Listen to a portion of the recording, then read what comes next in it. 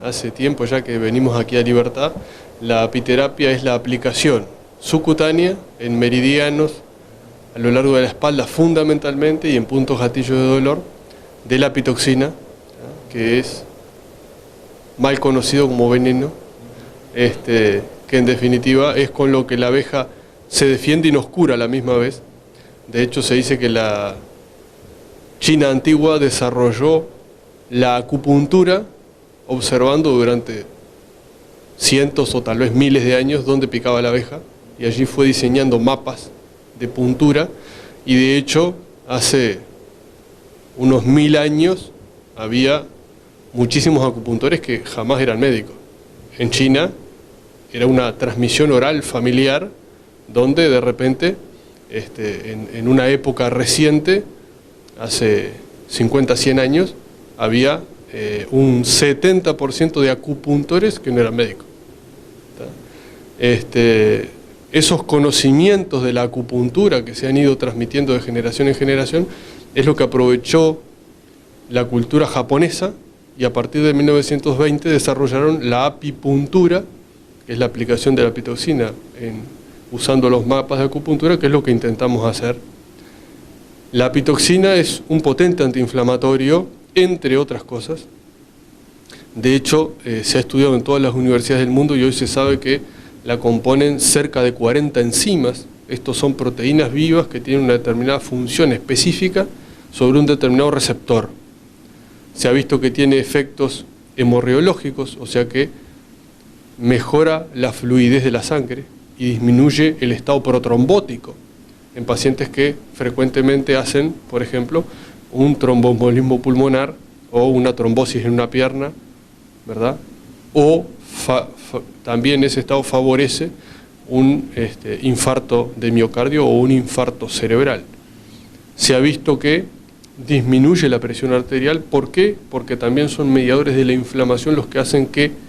se fibrose la pared de la arteria, y también mediadores de la inflamación hacen que se contraiga el músculo vascular, generando elevaciones de la presión arterial. Todo esto está relacionado con la reacción de estrés. Nosotros, frente a una reacción de estrés, segregamos adrenalina. La pitoxina, actuando sobre el eje hipotálamo, hipófisis suprarrenal, aumenta los niveles de cortisol, que es nuestro antiinflamatorio natural, que lo produce la glándula suprarrenal, y que de hecho esa glándula es clave en otro montón de metabolismos, sobre todo en el metabolismo glucídico, y en el metabolismo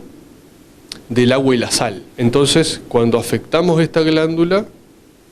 o mejoramos todos esos metabolismos, que es lo que hace la pitoxina estimulándola, o la inhibimos y afectamos todos esos metabolismos, que es lo que hacen los corticoides sintéticos, y por eso vemos tantos problemas relacionados con el consumo de corticoides en forma masiva, como obesidad, hipertensión, diabetes, colesterol, etcétera, ¿verdad? De hecho, el corticoide sintético se transforma en un estrés para el cuerpo, ¿verdad? Y genera más inflamación, si bien en el momento que el corticoide está circulando en el cuerpo, desinflama, ¿verdad? Entonces, con la evidencia lo que estamos mostrando es que lo que hay que hacer es lo que hace la pitoxina, estimular la glándula a producir cortisol propio, y eso genera un beneficio extra que se mantiene en el tiempo. Y por eso vemos como enfermedades como una poliartritis reumatoidea, que normalmente evoluciona a la destrucción articular y a las lesiones y discapacidad, vemos que durante un tratamiento con la pitoxina logramos remisiones de la enfermedad, más allá del alivio del dolor, que es una cosa muy importante, mejoría en la funcionalidad, o sea, en la movilidad articular sobre todo, y empujes sin lesión, sin secuelas, que no es una cosa menor. Y de hecho, en Uruguay, uno de los pioneros de la apiterapia, que fue Martínez Rubio, que era un ingeniero agrónomo y que hizo un laboratorio experimental donde hizo muchísima investigación, empezó tratando pacientes justamente con poliartritis reumatoidea, y al día de hoy, pacientes ya ancianos que fueron tratados con esta terapia,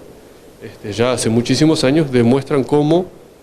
vivieron una vida más allá de libres de dolor, con una buena movilidad, pero sobre todo sin grandes secuelas. Cuando, por lo contrario, vemos grandes discapacidades con cualquier otro tipo de terapia. Y otro estudio que nos iluminó mucho fue un estudio europeo sobre 1.500 pacientes con esclerosis múltiple, una enfermedad autoinmune que ataca el sistema nervioso central provocando placas de desmielinización con grandes pérdidas a nivel sensitivo y motor sobre todo, y sobre todo afectando a los miembros inferiores. Si bien estadísticamente se dice que el inicio es una neuritis óptica, realmente en la práctica clínica pocas veces se inicia por la neuritis óptica, y muchas veces se hace como diagnóstico de descarte después de muchos estudios, y muchas veces tardío, después de un año de evolución de repente. Ese estudio europeo sobre 1.500 pacientes durante 11 años demostró que ellos, probando todas las terapias, terminaron optando por la apiterapia y la apiquinesis, que fue una serie de ejercicios apoyando el tratamiento, que se desarrollaron específicamente para acompañar el tratamiento de apiterapia, con los mejores resultados por una gran diferencia estadística en cuanto a la evolución de la enfermedad y a la ausencia de complicaciones y secuelas, que es lo que más nos preocupa en este tipo de enfermedades donde la desmielinización puede dejar secuelas motoras muy importantes que limitan al paciente a una silla de ruedas, por ejemplo.